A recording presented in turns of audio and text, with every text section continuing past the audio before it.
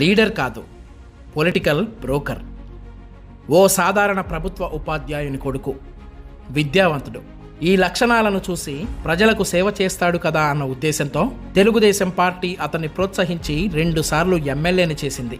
కానీ లీడర్ అనుకున్న అతను పొలిటికల్ బ్రోకర్ అయ్యాడు. తిన్నింటి వాసాలు లెక్కపెట్టే అతని దుష్టబుద్ధిని అవినీతి సామ్రాట్టులు సరిగ్గా వాడుకున్నారు. అతని పేరే వల్లభనేని వంశీమోహన్.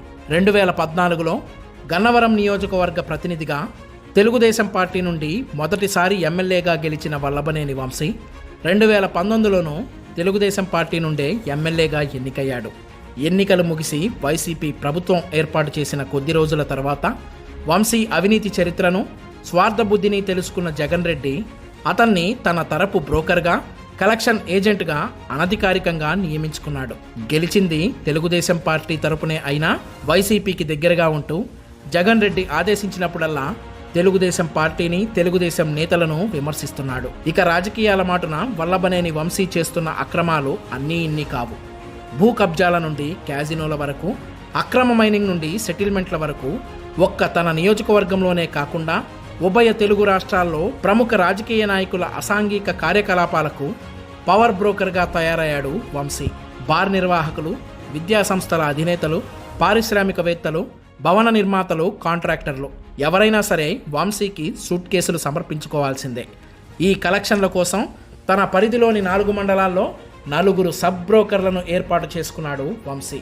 శతాబ్దాల చరిత్ర కలిగిన గన్నవరం బ్రహ్మలింగం చెరువు అక్రమ తవ్వకాల విషయమై ఆంధ్రప్రదేశ్ హైకోర్టు ఇటీవలే వంశీకు చివాట్లు పెట్టింది. దేవాలయాన్ని, దేవుడి విగ్రహాన్ని తరలించి మరీ కోట్ల రూపాయల మట్టిని తవ్వించి అమ్ముకున్నాడు వంశీ. బాపులపాడు తహసీల్దార్ సంతకాన్ని ఫోర్జరీ చేసి భూమిని కొట్టేశాడన్న అభియోగంపై 2019 అక్టోబర్లో ఇతగాడి మీద కేసు బుక్ అయింది. తనకు కమిషన్ ఇవ్వలేదన్న కోపంతో హనుమాన్ జంక్షన్ వద్ద ఫ్లైఓవర్ నిర్మాణాన్ని అడ్డుకున్న వంశీ తనకు వీటాక్స్ ముట్టాకే పనులు జరగనిచ్చాడు. అవుటుపల్లి, గొల్లపూడి ఔటర్ రింగ్ రోడ్ నిర్మాణాలలోనూ ఇదే తంతు. హైదరాబాద్, విజయవాడలలో వివాదాస్పద భూములు తాకట్టు పెట్టి బ్యాంకుల నుండి 230 కోట్ల రూపాయల రుణం తీసుకున్నాడు. బాపులపాడు మండలం మల్లవల్లిలో 100 ఎకరాలు, గన్నవరం మండలం సూరంపల్లి, కొండపాడులో 100 ఎకరాలు, ముస్తాబాద్లో 80 ఎకరాల్లో అక్రమ గ్రావెల్ త్రవ్వకాల ద్వారా 300 కోట్ల రూపాయలు సంపాదించాడు వంశీ. వైసీపీ నేతలకు ఏమాత్రం తగ్గకుండా జగనన్న కాలనీల పేరిట పోరంబోకు, లోతట్టు భూములను తన అనుచరులతో చౌకగా కొనిపించి ఎకరా 10 లక్షల రూపాయలు కూడా చేయని భూములను ప్రభుత్వంతో 50 లక్షల రూపాయలకు కొనిపించాడు వంశీ. ఇది చాలదన్నట్టు ఆ భూముల లెవలింగ్ పేరిట మళ్లీ ఎకరాకు 10 లక్షల రూపాయలు నొక్కేశాడు.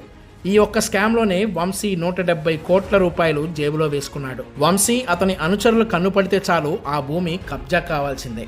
గన్నవరం విమానాశ్రయం సమీపంలో ఓ అపార్ట్మెంట్ కోసం దళితులను బలవంతంగా ఖాళీ చేయించి రోడ్డు వేయించుకున్నాడు. నియోజకవర్గంలో సుమారు 1000 ఎకరాలను వల్లభనేని వంశీ కబ్జా చేసినట్టు అంచనా. ఏపీలోనే కాదు, తెలంగాణలోనూ వంశీ సెటిల్మెంట్లు చేస్తాడు.